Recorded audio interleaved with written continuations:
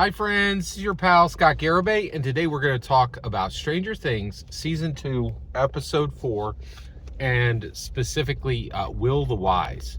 So we're near the end of the episode. There's two things I want to cover, and one of those will focus on Dustin Henderson. But first, let's talk about 11.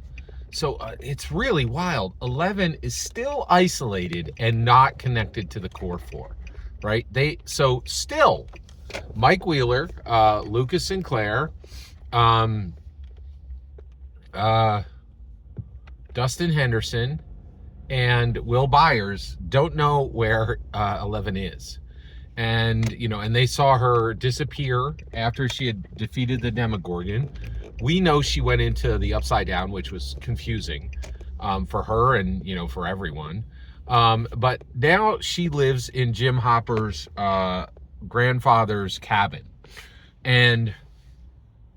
but Jim Hopper is not doing a great job being a dad, and the reason why is he is sheriff of this town, and this town is not just like, and actually, I think being sheriff of any town would be difficult, even a quiet town like Hawkins. He kind of dismissed how difficult it is, but I don't think that's really true. I know some communities, and I can tell you, even small town communities, man, stuff can get dark. Like there's more than you would expect.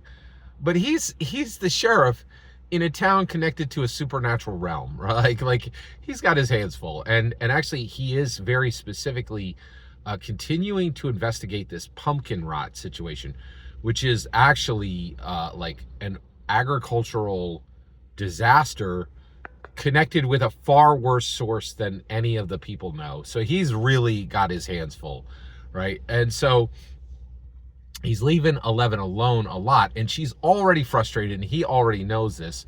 But she is in the cabin, and she finds the paperwork for her mother, this research that Hopper and Joyce Byers did into Project MK Ultra. It still blows my mind that they're like just talking about a real U.S. Project MK Ultra isn't made up. Like that's a real project, right? Which was actually conducted by the CIA. Wild. So she finds the information about her mother that Hopper found, right? And she realizes her mother is still alive. So at this point, she is set to go to Pittsburgh. And in Pittsburgh, she's 11. She's going to encounter 8. All right. And that is that's one of the most interesting things that happens in season 2. It was a big swing by the Duffer Brothers.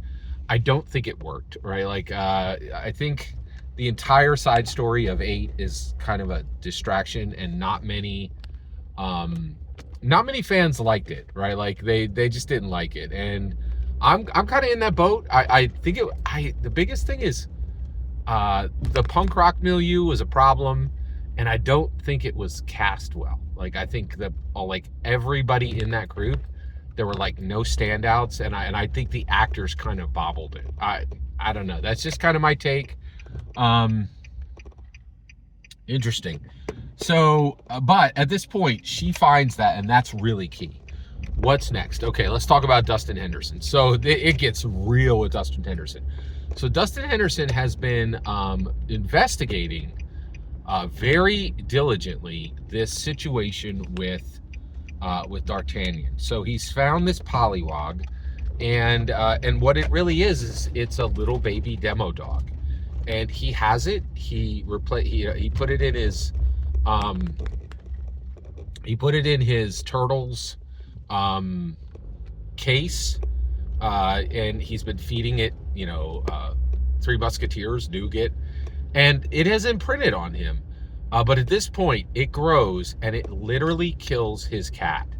And really not his cat, his mom's cat. Like it's pretty clear he don't care about that cat. But his mother loves that cat, right? And this is pretty sad, but it also really is like, man, do not sleep on the Duffer Brothers. These guys are incredible creators. They're really good at creating a compelling story, and this is rough to watch. We don't see it kill the cat, but like you're like, oh man, we've seen that cat for a while. Like these are real stakes, and it's bad. So the cat is killed by D'Artagnan, and at this point, Dustin realizes he's got a problem, right? And but the problem is that he is now befriended to an outrageously dangerous predator, right? Now, what's interesting is Dustin is not afraid for himself, nor does he need to be. This thing is genuinely imprinted on him. It's not going to harm him, right? But it is dangerous to others, and he realizes that now. One of the things that's really interesting that I absolutely love about Dustin Henderson is I think without a doubt, Dustin Henderson is the most dangerous intellectual in this show. It actually, you know what? I don't need to say dangerous. He's the most powerful intellectual. Not only is he extremely knowledgeable, he knows how to quickly and effectively get additional knowledge, and he's self-aware. That is so rare. You get a lot of, really smart genius types, but they're often like really not self-aware. They don't understand themselves. They don't understand. Not only does he have a high IQ and an intelligence quotient, he also has a high EQ, a high emotional quotient. He is really, and actually, I'll just take a minute. Dustin Henderson is my favorite character in the whole show. I think he's absolutely fascinating.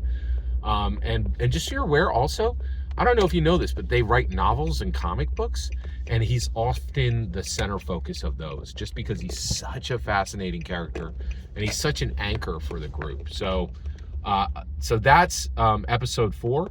Every single word you just heard in this video is my humble opinion, nothing more, nothing less. The important part is when I get to hear your humble opinion, when you get in the comments and send your traffic. Please consider subscribing, and have a fetch millennium.